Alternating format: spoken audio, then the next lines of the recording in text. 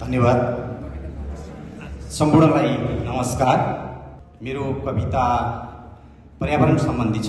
बागमती नदीको विषयलाई लिएर मैले एउटा पर्या कविता लेखेको थिएँ, जुन यो विश्व वातावरण दिवसको अवसरमा प्रथम हुने सौभाग्य प्राप्त भएको थियो। म अहिले त्यही पर्या कविता बुढो बागमतीको आलाप वाचन गर्न गइरहेछु। आदिम सभ्यताको घाँटीबाट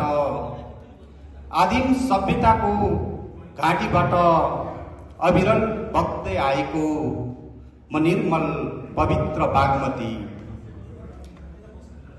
आदिम सभ्यताको घाँटीबाट अविरल बग्दै आएको म निर्मल पवित्र बागमती। तिम्रा दुष्कर्मका पापहरू पखाल्दा पखाल्दै दूषित भएको छु। तिम्रा पितृहरूलाई पिण्ड पानी पिलाउँदा पिलाउँदै काकाकुल भएर तडपिरहेछु। मसँग अहिले जीवनको वेग छैन, मेरो बहावमा कुनै उमङ्ग छैन। मेरो जीवनको लय सकिएको छ, म गतिहीन र निस्तेज भएको छु।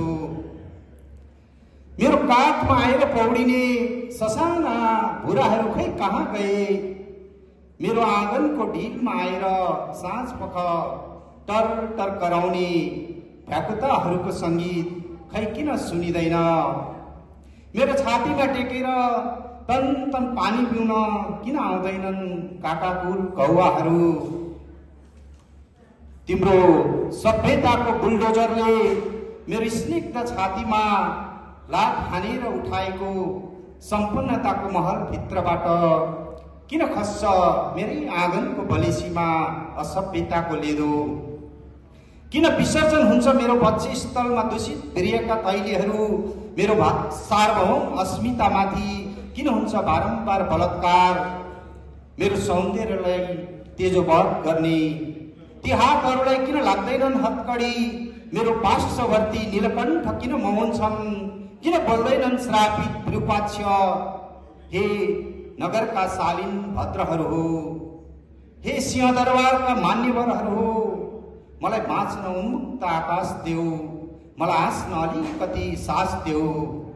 एउटा उत्कट झिझबिसा बोकेर विरूप समयको भेन्टिलेटरमा धड्किरहेको यो इतिहासको एउटा जिउँदो साक्षी तिम्रो सभ्यताको धरोहर म भगत बुढो बागमती हुँ।